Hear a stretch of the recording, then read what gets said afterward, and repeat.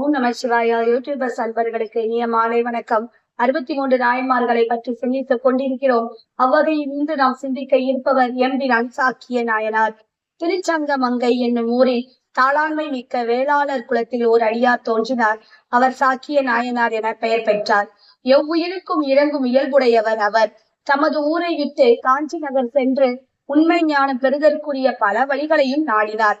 அதன் வழி புத்த சமயம் சேர்ந்தார். சாக்கிய நூல் பல கற்றார்.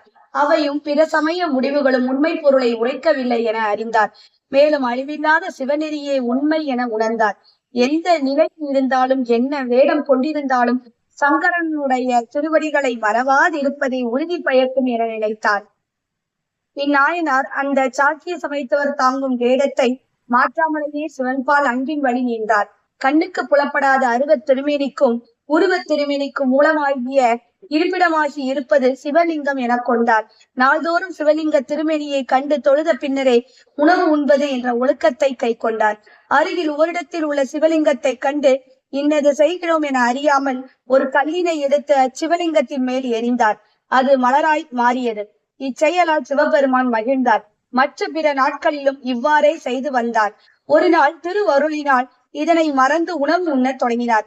பெருமானை கல்லறிந்து வழிபடுதலை மறைந்தேன் என எண்ணி இறைவன் முன்பு வந்தார்.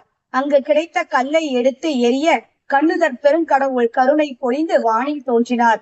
நாயனார் கண்டு கைகூப்பி நிலத்தில் வீழ்ந்து வணங்கி இறையொருள் பெற்றார். சிவாய நமக. திருச்சிற்றம்பலம்.